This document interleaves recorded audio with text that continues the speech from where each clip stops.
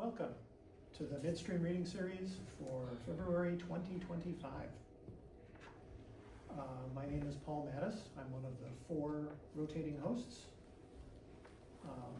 First and most important things first, the restrooms are out that door, turn right and go to the end of the hall. I want to thank Unity Church for the room. It's free. The sound system is free too. But it's wonderful to have this space available. And I will start first with some political commentary and then a poem of mine, as is our tradition. Political commentary. A reminder to everyone here, if you're really stupid and really powerful, you're still really stupid.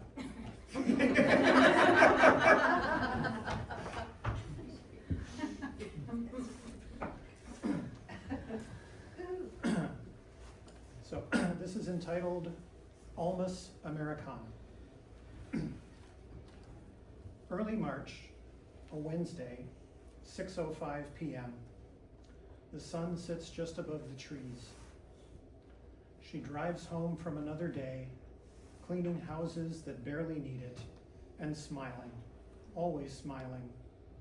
A warm root beer open in the cup holder, a chocolate bar, a nibble just to hold her in her hand. So much to manage in what's left of the day: laundry, dinner, shopping, rent, sleep, maybe just sleep. But what is that awful song? Who has been messing with the radio? God damn it, who changed my presets? No, that's the wrong button. This one? The right front wheel hits the curb with a whump. The van takes flight, and for a whole 40-foot long second, there is no sound at all. A gnarled elm tree pops into view as the hood folds upward and a white flash slams her face. Early March, a Wednesday, 6:07 p.m. Wisps of pink hover near the horizon. Root beer fizzes on the dash. Coolant rises with a hiss. Lights wink on in nearby houses. She licks at a trickle of blood in the corner of her mouth, but finds it to be mostly Hershey's. Early March, a Wednesday, 6:15 p.m. Just the streetlights now. A concerned face appears in the car window. A muffled voice says, "Everything okay?" She shakes her head no, then yes, and then no again.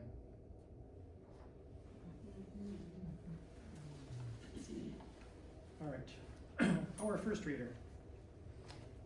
Nationally known poet, storyteller, performance artist, and political commentator, activist Howard Lieberman moved from edgy Brooklyn, New York to bucolic Stillwater, Minnesota in 1990. Howard began writing poetry as a precocious 7th grader in Chicago. Miraculously, his first poem was published in his elementary school newspaper over the objection of the school principal. Over the many years since then, Howard has published poetry, essays, and creative nonfiction in numerous seldom-read journals in the US, Ireland, and Quebec, Canada. When not writing poetry and political essays, Howard spends most of his artistic hours writing and performing personal narrative stories. His jaded yet surprisingly tender style has made him a favorite on the national, and thanks to Zoom, global performance scene. Howard is a former member of the board of directors of the Minnesota Fringe Festival and the National Storytelling Network, and a current board member of Story Arts of Minnesota. Howard Lieberman.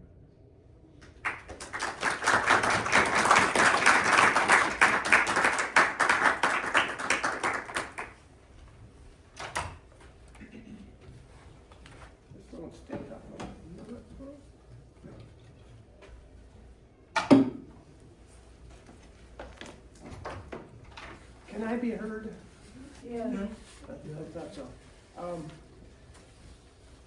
Thank you for that, the way you began that, because over the last 70 years, of my writing, everything seems to be political. And I was looking for some of my work that was less political. And then I decided, well, you know, this is not the time to be less political. This is the time to be more political. So bear with me. There is a lot that I think about. Every poetry reading I've done, and I've done everything from the little dusty places in New York City where everybody looked really, really serious. And I start with the very first poem I wrote that was published over the objection of the principal. And I'll start with that here. I was in elementary school. I don't remember how old I was. Spring is here. Let's give it cheer and have a great big glass of beer. And if I get drunk, I'll lay in my bunk and not get up until next year. And at which point I was called into the principal's office, who told me that was really inappropriate, and called my parents, and they didn't really care one bit, and it got published. And that's my first poem. Here's one that I wrote within the last couple of months. It's called Chicago Love. Did you know that the planets were all lined up recently? And you all know what I'm talking about? Okay, good. The planets are behaving by lining up in a row that looks so perfect that I see a teacher with a ruler threatening the kids, especially the boys, with trouble if they get out of line and don't shut up and be quiet, which sounds shocking. If you don't know, I went to public school in Chicago, where smacking kids, especially the boys, was a perfectly acceptable way to teach citizenship and proper respect for authority, which I never learned in my 70 long years on this rock, floating through a dark and cold universe of mystical origin. So I walk outside in 17 below and look up at all our planets, lined in a row so perfect, I suspect Orion pulled his belt and gave them Chicago love. Now this poem needs a little bit of background. It's called Urban Coyotes. I was orphaned and homeless, and that's the basis. I will someday come here and tell stories and you'll know more. Urban coyotes skulk in the shadows, waiting for vulnerable small mammals or food scraps to feed on. They're not naturally aggressive around human animals, which shows them to have strong survival instincts and a large dollop of common sense. Coyotes hunt and kill like bigger-brained mortals, but only for food, never for sport, and never needing weapons beyond cunning and physical attributes. Abandoned youth are coyotes, moving silently among the stronger in search of sustenance and pack for protection. Some survive, but none escape unscathed. Human coyotes are hard to spot, blending as they do with the others. But look at their eyes. Their eyes never stop moving. Hear their cries in the night calling out to those who share the blackness lingering in their souls. Urban coyotes look like domesticated dogs, but never pet one. And a little something less grim. At the water's edge. My mind is a stone skipping on ripples till gone. I exhale the past. Are there any Jewish people here? Okay, never mind. We'll move on. Okay. Well, it's Jewish humor. If you don't get it, I'd have to explain. You know. Do you know what matzo balls are? Yes. All right. Give us a chance. I haven't spent much time in churches. Go easy. Do you know what hamantash are? Sure. Flanken? Yes. All right. Matzo balls bob like old bald men in a warm Miami pool. Hamantash and hats crunchy like chocolate chip evil kings taste delicious. Flanken shreds on rye. Kimball seeds embrace the heat, melting in my mouth. See? It works. This is a much older poem. It's called The Afghan. He looks out the window, more a vacant stare than a gaze. wondering what it is about raging snow, wind-driven crystal, micro-stars that recalls the weathered, hand-knit Afghan of his vaguely remembered youth. The colors no longer distinct. Musty smells having long ago driven out a pungent, oily scent that carries him back to haggis and warm ale of the Scottish north, a vaguely foreign place where sheep roam rocky hills and ebbing and flowing torrents blanking the landscape like so much raging snow, like home. Well, the Afghan was nothing really, merely a collection of holes held together by the woven lines of a long forgotten story, told by someone he never really knew. As a child, he would look through the holes, sing pain when he glimpsed the past. When he closed his eyes, the pain got lost in darkness so deep he could swim for hours and never need to surface, which felt okay because he never really tired. He merely wrapped the Afghan tighter, feeling slightly silly, seeking warmth and solace in a ragged rectangular patch of stitched together holes.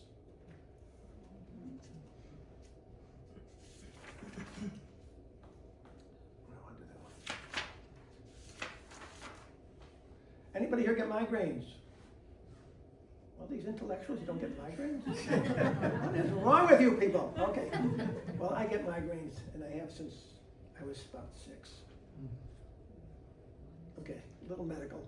Clinical migraines are the kinds that begin with jagged lines and, okay, good enough. If you know enough Jewish stuff, you know about migraines. Jagged lines of colors, rainbow layered eyebrows, arch perhaps in dismay over something unseen, even to me. But here they are, appearing before me like I'm sitting in judgment, an art critic trying to see why this iteration merits more than merely a passing glance. This time it is beautiful. Colors so finely etched, they burn into the very lining of my skull with an arrogant air that screams, they may not be the first, but they are the most vivid. And by that criterion, the best I've ever seen. Or are they merely the first I've noticed after so many years appearing in space? I know why you're here. I want to scream to these wicked lines, but their beauty holds my tongue.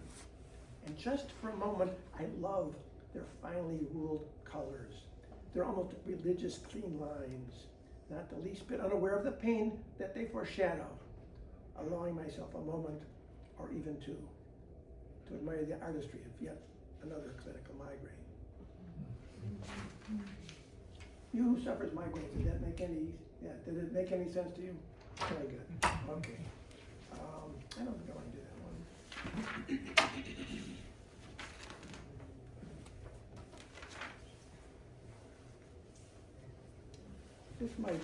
This is better in New York.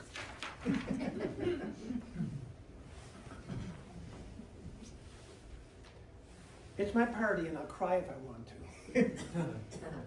The sun rising tells me it's time to get out of bed, off my aching old man body that has grown tired and wants no part of doing what is expected of a still able person with a calling of sorts. But I want no part of doing what someone once wrote is expected of a person like me.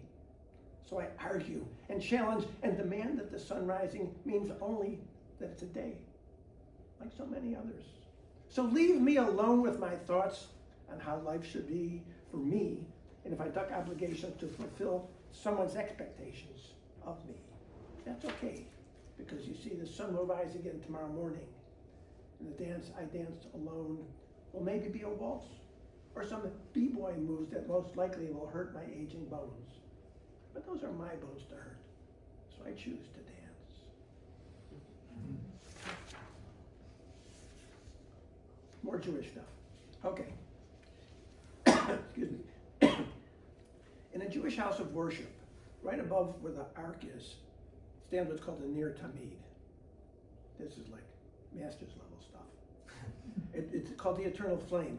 Its name is derived from a verse in Exodus, where we read that an eternal flame was to burn on the golden menorah in the holy temple at all times.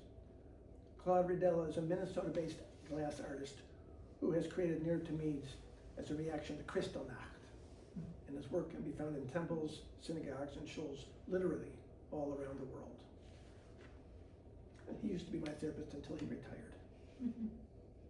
Shards of broken glass blaze with color in meditative repose, always lit, reverently radiating hope in the face of unspeakable evil, because hate needs darkness to survive.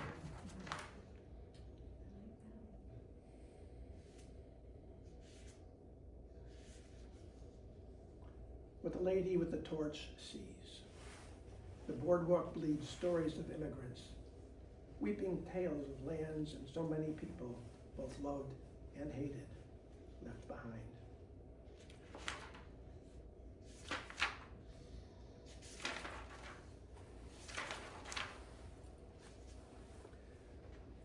Blue roads. Blue lines on the yellowed map speak of places that once were home to people who worked with hands calloused, nails clipped or broken, backs bent out of plumb, sharing coffee at a yellowed counter, discussing local gossip more than political news or political parties. Folks who know where they are and where they will be tomorrow and many days after. It's okay to join the counter. Coffee in hand, eggs, white toast and bacon too crisp. But let the chatter pass by with one ear cocked to listen and lips open only to eat and drink, not to disagree or sheer intellect they surely don't have, like one so divinely educated, someone like you.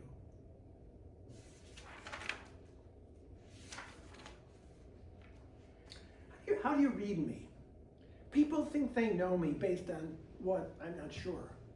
But did they look beyond the glib, sweet smile, perfect dimple in my necktie, if I had one, silk pocket square, and an exquisitely tailored sport coat finished with mahogany-hued crocodile boots when I wore such elegant attire? To see what I feel, where I've been, the roads I've taken from homelessness and despair to still standing at 75, looking almost homeless again.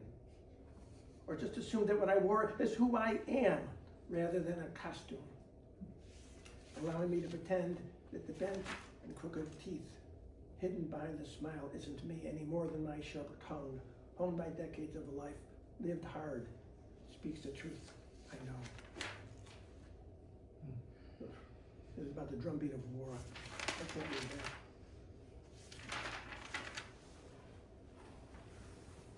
The high dive. The high dive looms at the deep end of the pool, daring me to move closer. And I wonder if the Alps called Hannibal, luring him forward with a ghostly smile as he strode slowly and confidently, one step at a time, perhaps feeling dread, possible doom, but knowing he would have to climb that tower of pain to attain the goal of sacking Rome. I slowly approach the stairs leading to the board that will spring me towards my goal of sacking fear that inhabits a dark corner of my young man gut that years later would house an ulcer that bravery could not cure. Only the high dive will lower the gate of cowardice that blocks my road to pride and acceptance into manhood. As my bar mitzvah approaches, I step gingerly on hot concrete, step by step, towards a mountain that must not be circumvented, or that even possible. Until at last a barefoot steps delicately on the bottom rung of a formidable metal stairway, sending cold pain to feet not yet calloused by time.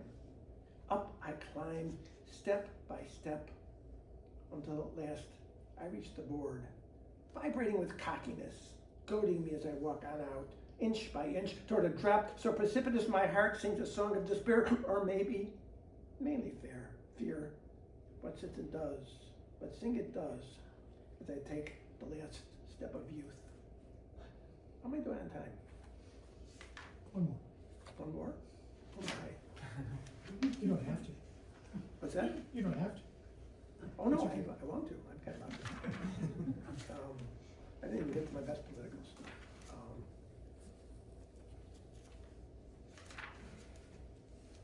Well, okay, I'll read this. I didn't like Joe Biden. I didn't like Joe Biden when he was running for president when I was a younger man. I don't like plagiarism, I don't like arrogance, and I don't like false bravado. That's not the poem, that's me. Do as I say and ignore what I do, President Biden. I'm shouting, get off the stage, old man, on new school social media and old school rooftops for no reason other than elders need to allow youngsters their day in the high beams to be harassed, harangued, the subject of ridicule for espousing timeless ideals, fought for when we were the unwashed masses in the streets, fighting the good fight, while getting high and bed hopping, where women and desire led. As an old man myself, I know what and why my brain shouts at me from a rooftop somewhere. The only issue being I can't recall what I'm thinking as I roam from room to room in search of electronic memory and a sense of direction. Hell, I can't even find the rooftop to tell the shouters to go shut the fuck up.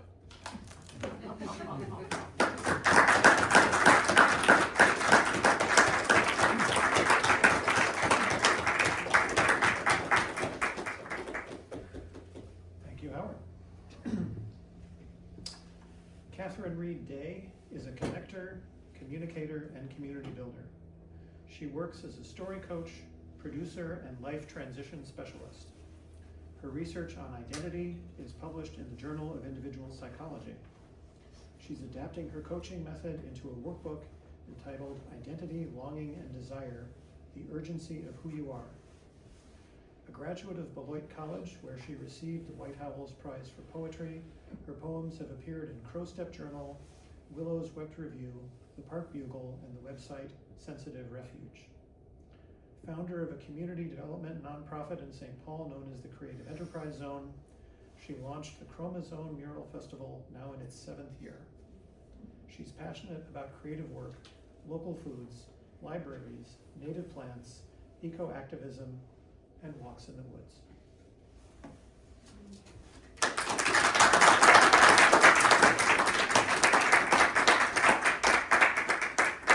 Thank you. It's great to be here tonight, and I want to thank all of you who've encouraged me to come back from being a blocked writer many years ago, and those of you who have encouraged me, and thank you, Rebecca, for this nomination to be here tonight.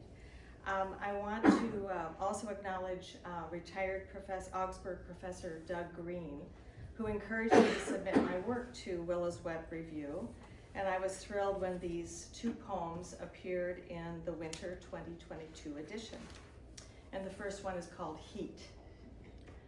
Loud and in love, the women upstairs make songs in the springs, sigh, hang in hot corners.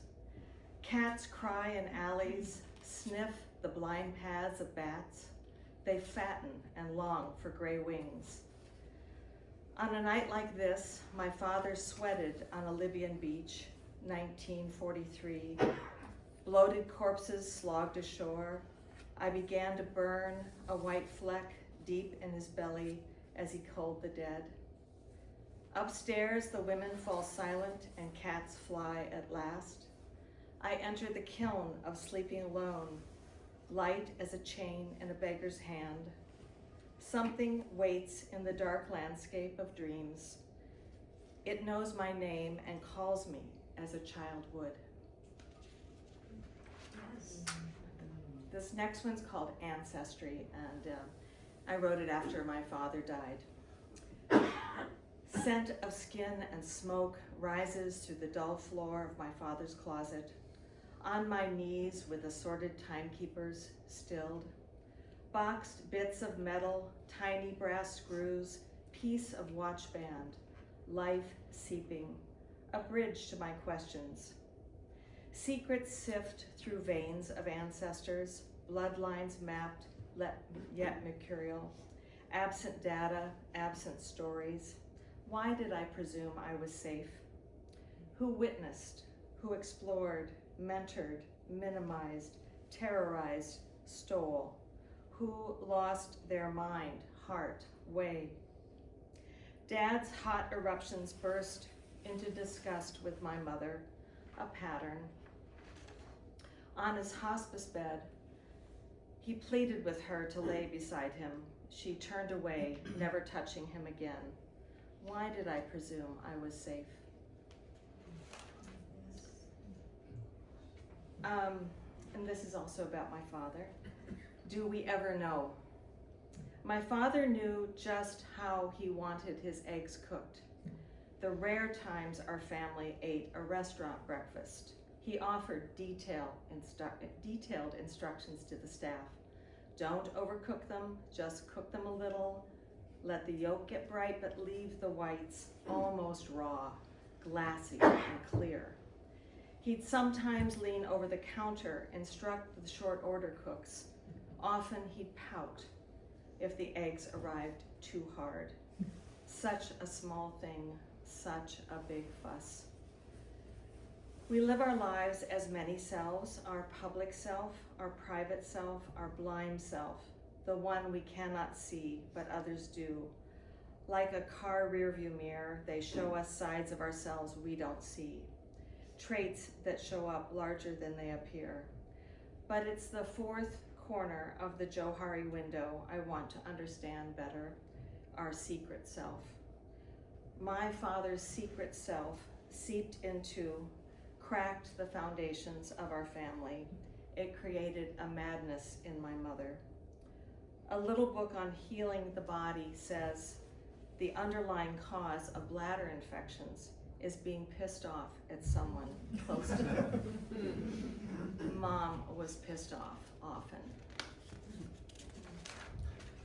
I found pictures of one of his secret loves, black and white glossy print of a 50s beauty, her head tossed back, lips pursed and full, and his stash of Playboys tucked onto the high top of the refrigerator.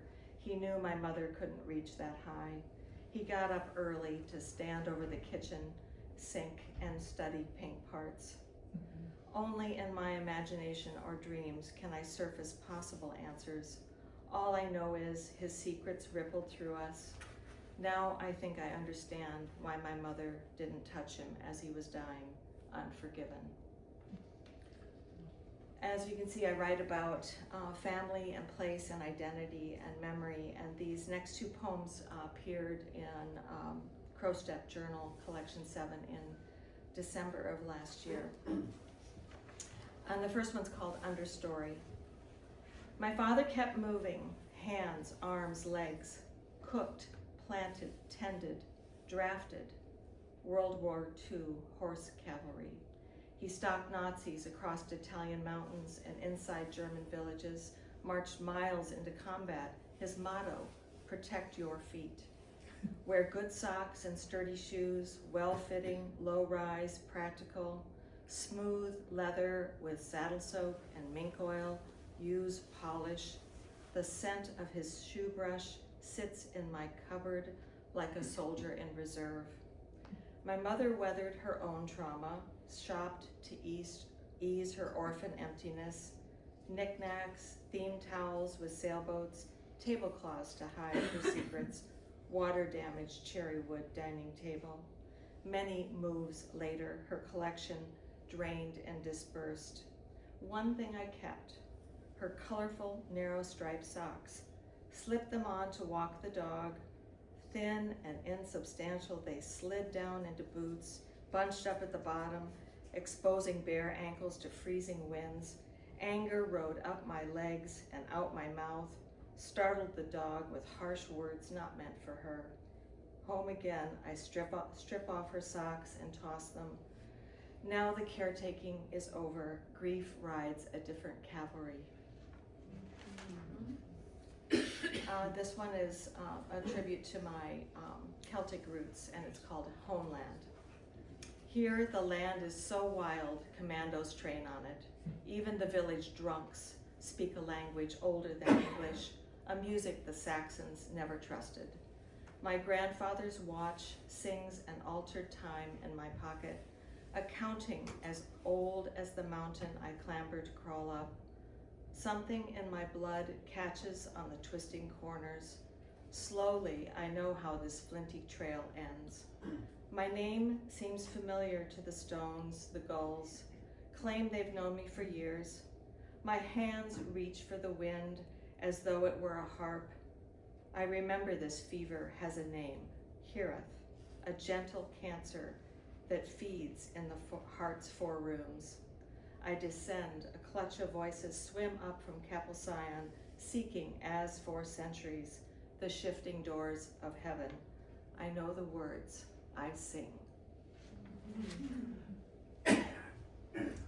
This one's called Legacy. Dim before dawn in my kitchen, I pull open the utensil drawer to get a paring knife, and my long dead father slips out and into the room. It's the unused knife stone that wakes him. He tended his knives, his hands sturdy and thick, the stone in one hand, knife sliding across it from side to side, a rhythm to it, shaved, the blade sharp. Sharp grief simmers, a stew on the stove. Will my daughter find me here after I've gone? Maybe in the whispers of the sentinel white pine guarding the cabin, or hugged by a soft cardigan worn thin, love seeping through drafty windows, under floorboards, through time. And I have one more about my mother, and then just a couple short ones. And this one's called Found Fruits. Camouflaged against the concrete curb, its bumpy skin, part tan, part green, a whole cantaloupe in the city street. It landed near the slouched silver car with one useless tire resting on its side, a lump out of place.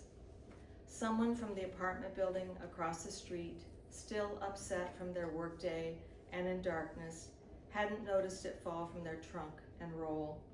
It wasn't damaged, just fruit exposed to the elements of a frigid night. My mother loved cantaloupe. Maybe this is another sighting of her from her afterlife. Last night she played the lead in my dream. I'd cut open a crisp apple, layered into slices to share on equinox night, anticipating snow. I said, it's a tasty one for this time of year, bright red exterior and the meat of it so very white. Deliciously fresh, I say. She shrugs at my offering and declares it's not to her taste. Anger rises in me. This time I slam the pepper grinder hard on the counter, shout at her, never quite right for her, never devoted enough, nor dutiful enough. Residue kicks up into my nostrils, dusty accumulation, held in a child of an alcoholic, expertly monitoring the minefield around her, sensing if it's safe to come out from cover and collect the available fruits. I have a business called Story Slices. I love capturing stories, and I have 2 little story slices I'm going to share before I read my last poem. And this first one is called Roadie. At the Tesla charging station, I've backed up and plugged in, and I see a 20-something thin man with 2-tone blonde hair sticking out from under a white ball cap, white sweatshirt, light denim jeans ripped at the knees. He hunches over the front trunk. He's got a bag of hot dog buns in one hand. I get out of my car and he calls to me, "Want a hot dog? They're free." He's cooking with a Ninja machine powered by an orange mini generator. He says, "I've got a full-size bed in the back. Took the seats out with a butter knife, see?" He shows me a cooler, powered up under the mattress. My Maine Coon cat rides up front. Her kitty litter's right there. He points to the front seat. The vents push the air out so it doesn't smell. He tells me he plays poker at the casinos. He's jumpy, like he's on speed or caffeine. He seems needy and lonely, and he asks me, "Have you used the new Tesla referral option? Get someone to test drive a Tesla and get some free charging miles? That's $300. Hey," he turns. There's another driver who's pulled up and walks over to see his pantry. "Want a hot dog?"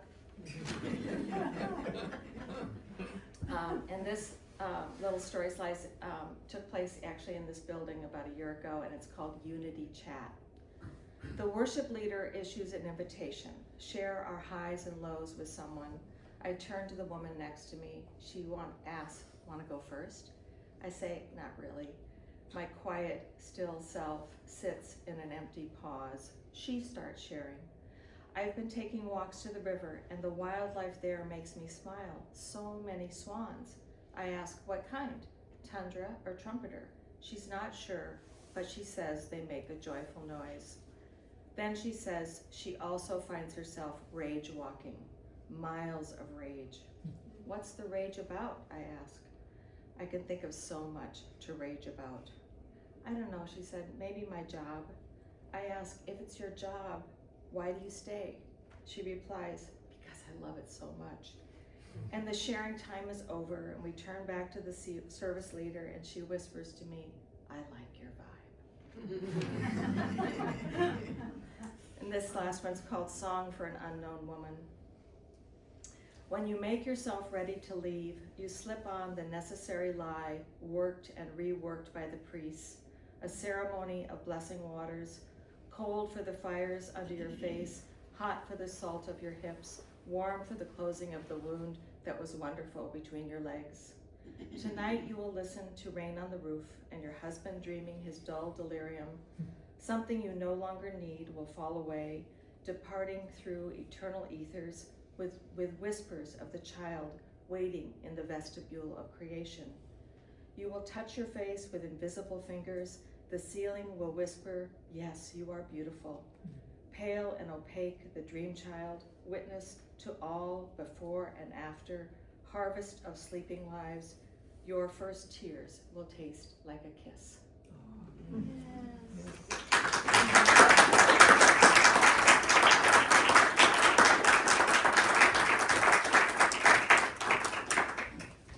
you, Catherine Reid.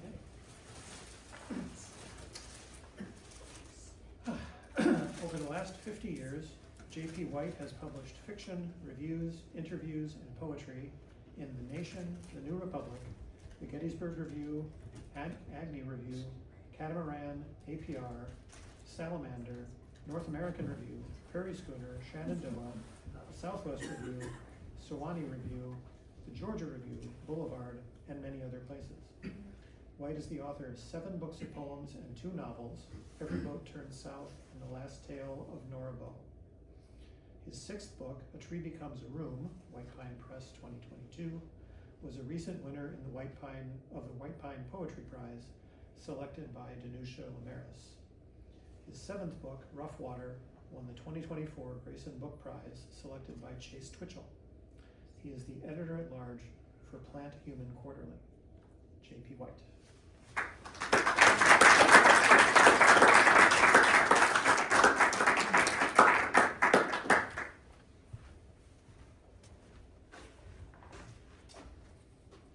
Thank you all for coming out on a chilly night before Valentine's Day. I think I'm going to start there. My wife here is in the audience, and she's my Valentine. I met her after the age of 60, the love of my life. How lucky am I? Can we get a little... Okay. So, but you know what you do when you meet that late and you've got a lot of baggage, because we all do, is you proceed to try to tear each other apart, right? Regarding those lovers who meet late in life, let us call them 2 lions circling a kill. What lies dead between them is everything. What happens next? There will be a feasting on the sorrows, the detours, the mistakes.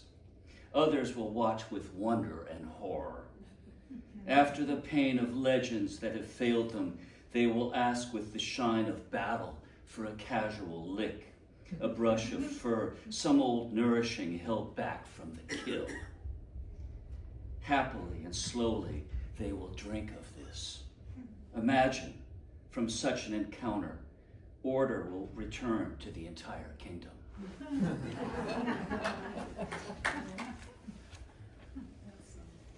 So another one for Kat. This is called Heart. There's nothing like the loon we call Larry doing his somersault laugh over the marsh to make you think you too can ring the bell and make a go of another day. Nothing like seeing tiger lilies standing up after a scorch and picturing your bones walking the iron bridge to meet a friend at the harbor. Nothing like the smell of cinnamon toast, to make you linger the table and tell your truth about the smoke that entered the window of your dream and everything else vanished. Halfway to heaven or stuck in a bardo? I can hardly offer a description of these days. I can tell you that Minnesota feels like Florida, where almost every night the rain breaks loose and the tree frogs can drown out thunder. Did you see the heart I left on the front door glass? I wrote our names inside the condensation. So what do we do in this type of environment that we're living in, but wander back over the centuries and try to find allies? Tu Fu, the great Chinese poet of the Tang Dynasty, is a friend. Dusk in March, 755, China, Civil War. What is it about the life of Tu Fu that makes me feel like there's still hope for America? He never finds a steady gig as a poet. What few jobs he secures, he loses to the next tyrant. He never collects anything like Medicare or Social Security. His short run of 58 years is one of poverty, displacement, menacing armies, and perilous mountain crossings combined with malaria, asthma, arthritis, which might all be other names for homesickness. He is almost always leaving and turning this moment into the next unshackling. He seems to welcome his time alone and together with the clear vanishing of everything. Almost every chosen route includes a tenuous detour. Fires and floods are not uncommon. How can he bear it? All those fatal causes demanding he alter course again and again with no certainty a single loved one will be alive once he arrives. Hope from such a shambling between heaven and earth? Like he is still there at dusk and here with us. A poet on the road stopping to make note of some little March thing, a crow, a chrysanthemum, a deer in a knot of bramble. Hey, Kat, is there a poem that slipped out of the, a new one that I was gonna actually? Oh, yeah, you should read that one. Yeah, I think it's in there. I got it. Things are heating up in America. What is your plan B? So I knew this couple in Camp Verde, Arizona, who spent down every cent to build their bunker with skylights, a generator, big screen TV. When the shit comes down in buckets, that's where they will be, except they had not taken into account their bunker had always been a lost kingdom of rattlesnakes. And that's how she died, by snake bite in the neck, no less. I'm told he got a job in Cottonwood at Dead Horse Ranch and remarried a woman from Nogales. And he found at the last minute another solution for the imminence of our end time. Why am I telling you this? No one I know can escape the bad news and the certainty that more is coming. And I wondered, as things are heating up in America, if you have a plan B. Some in my circle have left for Tasmania and Portugal. Others have taken off on boats. Still others are stocking up on favorite Cabernets. One friend is in Egypt on a camel, searching for the oracle that drove Alexander the Great into the desert. Another told me if he was younger, he might consider the idea of escape, but he can't move that fast. And besides, where can you go that can't be flamed or flooded? Who will be there by the time you arrive? What would you do without your books? I think I heard him saying, whatever the rosefinch brings to the morning, the crows will take back by dusk. That was a line from the Bible, according to my mother.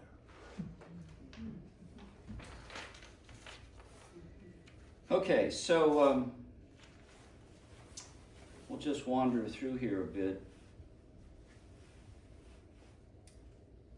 And so I have a ritual that my wife thinks is slightly nutty, which is that I get up at 5 or 5:30 every morning, 7 days a week, no matter where I am, and I write for about an hour and a half or 2 hours. That's my ritual. If I get that in, the rest of the day can go completely to shit, and it'll all be okay, because I know I have anchored myself in that early morning darkness. So this is called sub rosa inspection. It's all I know to do. Get up in the dark and plant myself in my room, sometimes with a candle, to remind me how fragile I am before the flame of the actuary table, and still strong enough to start over this planting, a decision to seed again in the clay of early morning before the house finds its waking. I would like to claim I always send out green shoots from my body and turn my darkness into bounty. But on many mornings I just sit in the dirt of some ancient unknowing, and my candle burns down and the sun slips through the maple. Other times I travel with the mole, threading passageways between bulb rot, glacial till, and the spidery roots gone hideous with age. And there in that lonely trudge without stars, I go far enough down to taste the holy water that will open my heart for another day. Look, I can hardly tell you this germination is worthy of my time, or that it always feeds me. I can hardly recommend this route for how you might enter the mysterium of your days and find water. But I do know my soul requires a daily sub rosa inspection. Under pressure of an earth torched and flooded by greed that absorbs the stones of our folly and asks only to hold me one more day, there in the vertical dirt without a clear path up, I need more of everything, more rope, more shovel, more bone on bone, more baring of the teeth to become a willing servant of the buried seed.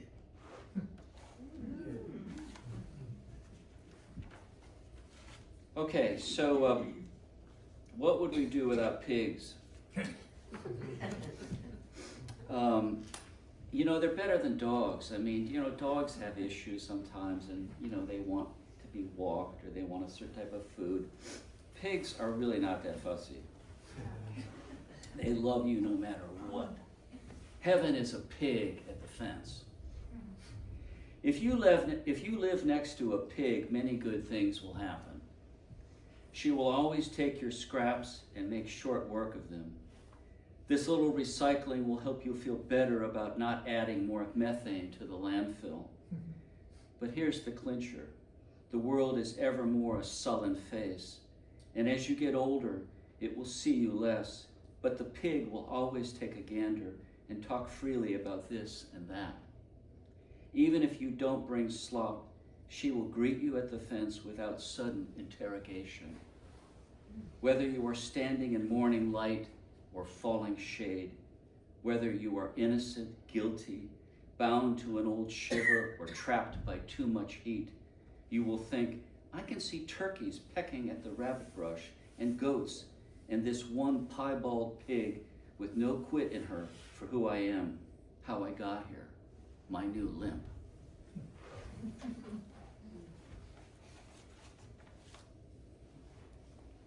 How are we doing, Paul, on? Plenty of time. We're good? I'll read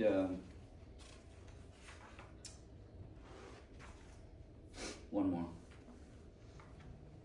This is called Time Capsule Note.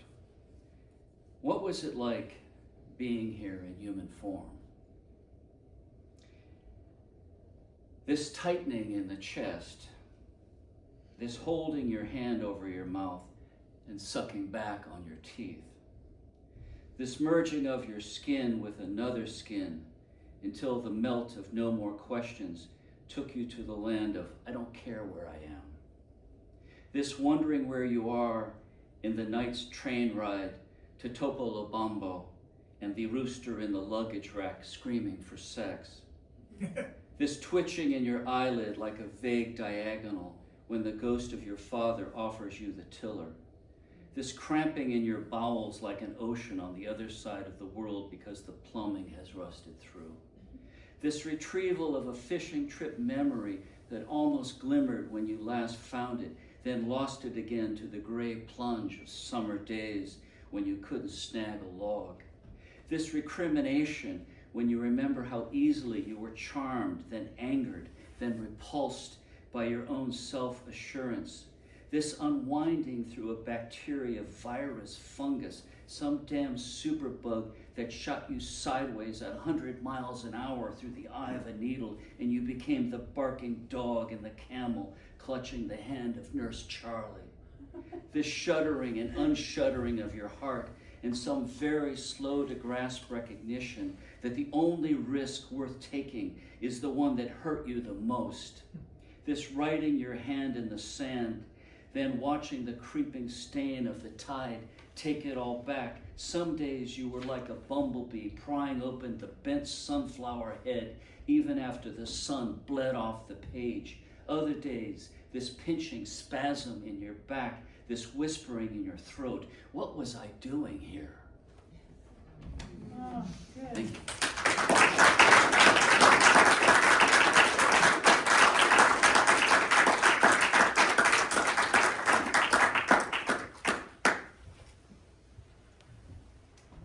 Thank you, JP White. We have a mailing list. If you're not on it, you can sign up here. We promise to send no more than 2 mailings a month, pretty much just to announce the readings, and we don't share that list with anyone, so hopefully you won't get junk. Also, as I mentioned, the church kindly provides the room to us for free, so please join me in the exquisitely weird ritual of a Jew passing the collection basket in church.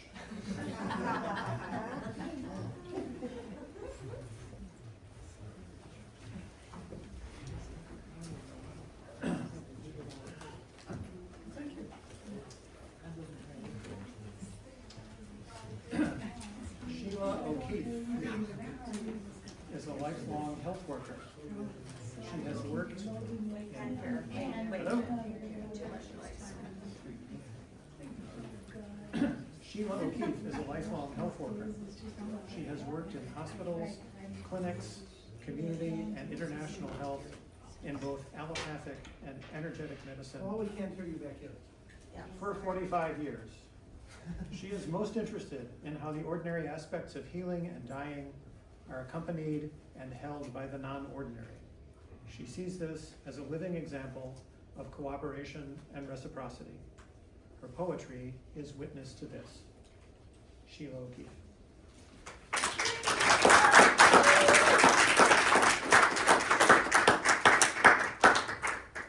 Thank you for letting me read to you.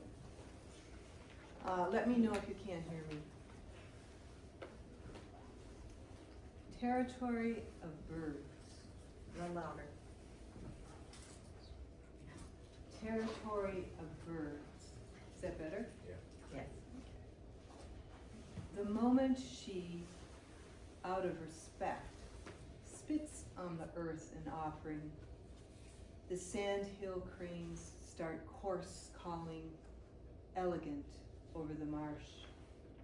And she, at advanced age, with a mouthful of seeds, slightly astonished, as birds of all kinds and their feathers move in to her body, build nests of buffalo fur, sweet wax from a hive, pine tar and lichen, brambles and mud, strands of her woven with beaks and toes and saliva.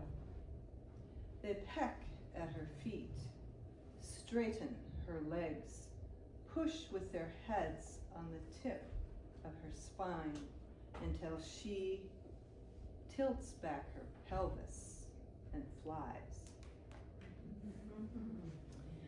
So I have a lot of respect for interpreters who listen to very difficult information and then speak it out of their own mouths.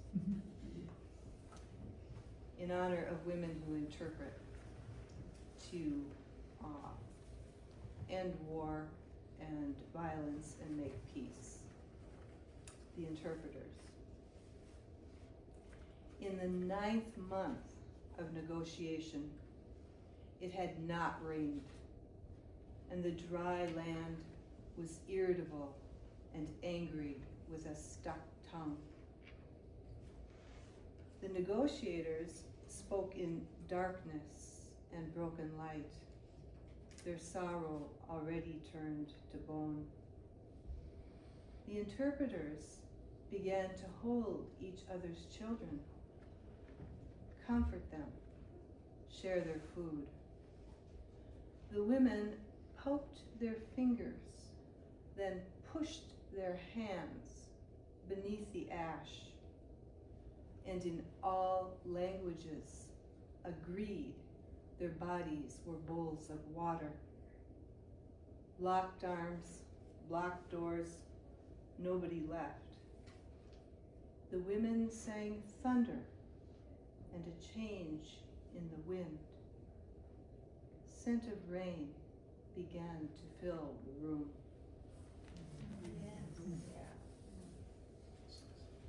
So this is from a collection on hospice.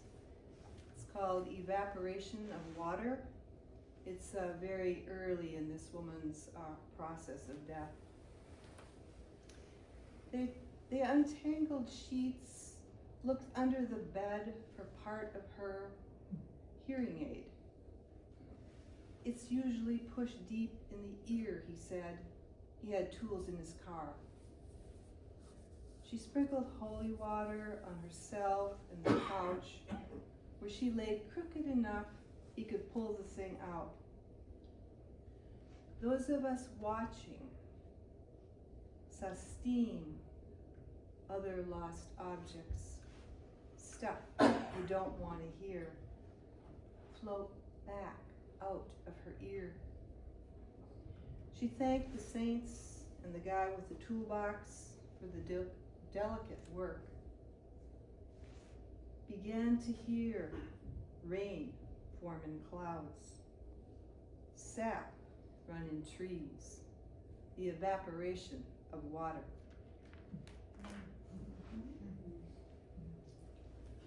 This is late in this woman's death process. It's called Bird Mother. Late afternoon washes the room. Tiny mother made out of bone stretches her neck, pats her feathers down. Her sister Betty, dead for decades, comes in the dark to iron, scrub floors, hums.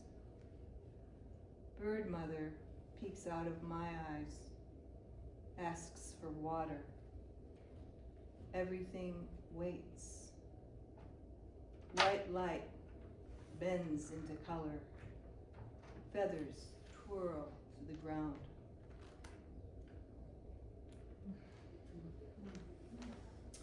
So I really like Oaxaca, southern Mexico. Dogs are highly revered there by many. They're roof dogs and street dogs and community dogs. This is about Canela, community dog. We stay on the block with the Guadalupe Shrine, a car repair, Flor de Tuxtepec grocery, and Canela.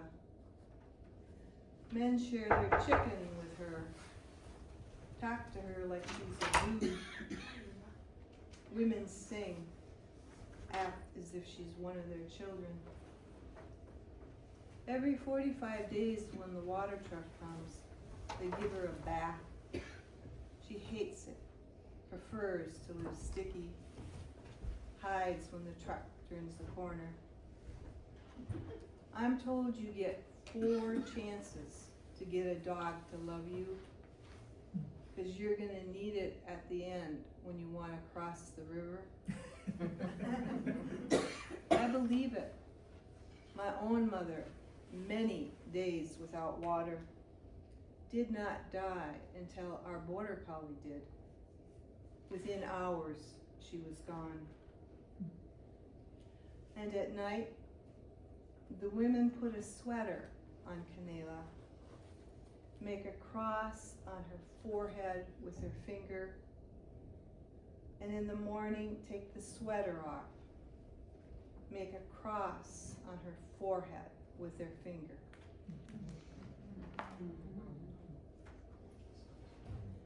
This is in honor of people who survived. Woman in the blue hat. The woman in the blue hat prefers to eat alone in public, to come early and face east. For years she does not speak when I greet her, but in today's slant of marigold life, light and warm wind, she unweaves fingers, unsticks mouth, unknots words, stands on the wreckage of torture. Fear is looking through air in the dark, she says. Violence makes violence. Make light.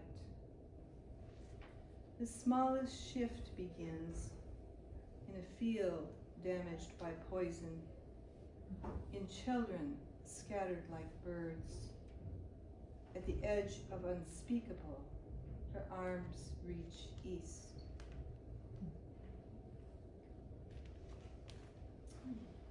So this is to honor people who do work that's really important, that is invisible. Some dude she can't forget.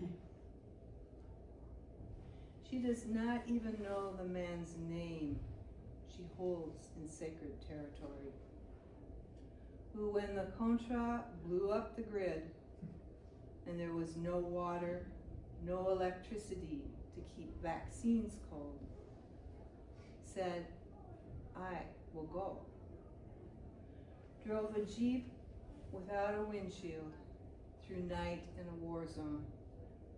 Returned the next day from Honduras with ice for coolers.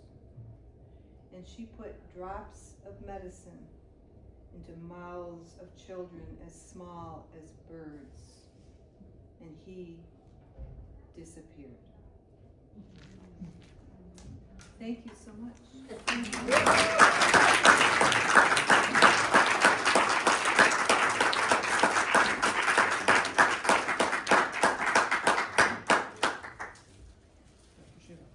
Let's have one more round of applause for the readers.